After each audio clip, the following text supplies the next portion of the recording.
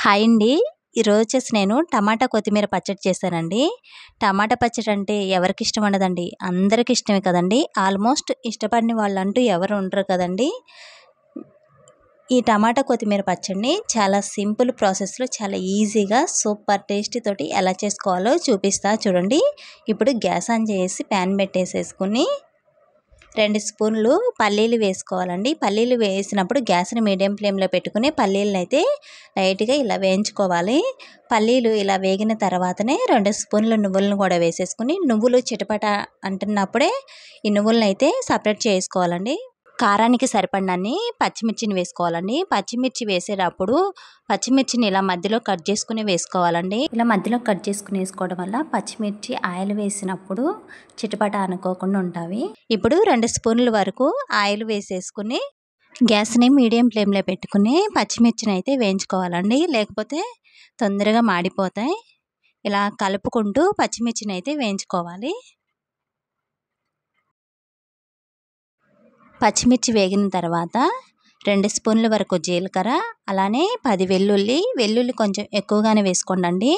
పచ్చడి టేస్ట్ బాగుంటుంది. అలానే మనకు కొలెస్ట్రాల్ ఉన్నా కానీ ఈ వెల్లుల్లి అనేది కొలెస్ట్రాల్ని కరిగిస్తుందండి. హెల్త్కి కూడా చాలా మంచిది.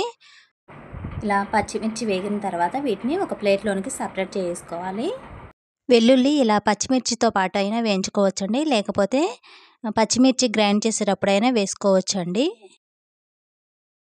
ఇప్పుడు టమాటాలను కూడా వేసేసుకుని పులుపుకు సరిపడినంత చింతపండు వేసుకొని, టమాటాలు పుల్లగా ఉంటే కొంచెం చింతపండు తక్కువగానే వేసుకోవాలి. ఇప్పుడు రుచికి సరిపడినంత ఉప్పు వేసేసుకుని కొంచెం పసుపు వేసేసి, ఎప్పుడైనా సరే టమాటాలు కర్రీ చేసేటప్పుడైనా టమాటా పచ్చడి చేసేటప్పుడైనా కల్లుప్పు వేసి చేయండి. ఆ కల్లుప్పు వేయడం వల్ల వాటర్ అనేది సపరేట్ అయ్యి టమాటాలు కూడా తొందరగా ఉడుకుతాయండి. ఇప్పుడు మూత తీసేసుకుని చూడండి, ఒకసారి ఇలా మొత్తం కలిపేసేసి ఇంకొక 2 నిమిషాల పాటు అయితే ఉడికించేసుకోవాలి. టమాటాలు ఉడికేలోపు ఇప్పుడు మిక్సీ జార్ తీసుకుని మిక్సీ జార్లో వేయించి పెట్టుకున్న ఈ పల్లీలను వేసేసి గ్రైండ్ చేసుకోవాలండి. చూడండి, పల్లీలు గ్రైండ్ చేసుకున్న తర్వాత పచ్చిమిర్చిని కూడా వేసుకుని గ్రైండ్ చేయాలి. పచ్చిమిర్చి మరీ మెత్తగా గ్రైండ్ చేసుకోవద్దండి, కొంచెం బరకగానే గ్రైండ్ చేసుకోవాలి. ఈ పచ్చిమిర్చిని ఇలా బరకగా గ్రైండ్ చేసుకోవడం వల్ల మనం రోట్లో చేస్తే ఎలా అయితే ఉంటుందో పచ్చడి అలానే ఉంటుంది. చూడండి, ఆల్మోస్ట్ టమాటాలు అయితే ఉడికిపోయినాయి కదా. ఇప్పుడు కొత్తిమీర కూడా వేసేసుకుని మొత్తం ఇలా ఒకసారి కలిపేసేసుకుని 1 నిమిషం పాటు ఇలానే కలిపేసేసి ఉడికించుకోవాలండి. కొత్తిమీర వేసినాక ఎక్కువసేపు ఉడికించాల్సిన అవసరం లేదు. చూడండి, 1 నిమిషం తర్వాత గ్యాస్ ఆఫ్ చేసుకుంటే టమాటాలను అయితే చల్లారినాక గ్రైండ్ చేసుకోవాలి. చూడండి, టమాటాలు చల్లారిన తర్వాత మిక్సీ జార్లో వేసేసుకుని గ్రైండ్ చేసుకోవాలండి. టమాటాలను కూడా మరీ మెత్తగా గ్రైండ్ చేసుకోవద్దండి, కొంచెం బరకగానే గ్రైండ్ చేసుకోవాలి. ఈ టమాటాలైనా పచ్చిమిర్చినైనా కొంచెం బరకగా గ్రైండ్ చేసుకుంటేనే పచ్చడి టేస్ట్ అనేది చాలా బాగుంటుంది. పచ్చడిని అయితే ఇలా గ్రైండ్ చేసుకున్నాం కదండి.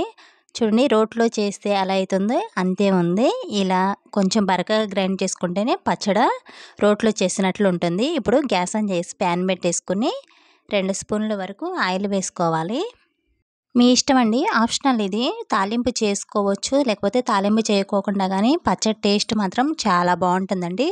చూడండి, ఆయిల్ వేడైన తర్వాత పోపు దినుసులు కూడా వేసేసుకుని, అలానే 4 వెల్లుల్లి, 2 ఎండుమిర్చి, కొంచెం కరివేపాకు కూడా వేసేసుకుని 1 నిమిషం పాటు ఇలానే వీటిని ఫ్రై చేసుకోవాలండి. ఎప్పుడైనా సరే టమాటా పచ్చడిలో వెల్లుల్లి, కరివేపాకు, కొంచెం కొత్తిమీర ఎక్కువగానే వేసేసుకోవాలండి. చూడండి, ఇప్పుడు గ్యాస్ ఆఫ్ చేసుకుని ఈ పోపునైతే ఇలా పచ్చడిలో వేసేసుకుంటే చాలా ఈజీగా చాలా సింపుల్గా అయిపోయేటువంటి టమాటా కొత్తిమీర పచ్చడి అయితే రెడీ అయిందండి. ఇలా గనక చేస్తే టమాటా పచ్చడి రోట్లో చేస్తే ఎలా ఉంటుందో అంతే ఉంటుందండి టేస్ట్ మాత్రం. ఇలా ఈ టమాటా పచ్చడి వేసేసుకుని వేడివేడి అన్నంలోనికి నెయ్యి వేసుకుని తింటే టేస్ట్ మాత్రం చాలా బాగుంటుందండి. చూడండి, చూస్తుంటేనే నోరూరుతుంది కదా, అంతే కదండి, టేస్ట్ కూడా చాలా బాగుంటుంది. మీరు కూడా ఒకసారి ఇలా ట్రై చేయండి. వీడియో కనుక నచ్చినట్లయితే ఒక చిన్న లైక్ చేయండి, షేర్ చేయండి, సబ్స్క్రైబ్ చేయండి ప్లీజ్.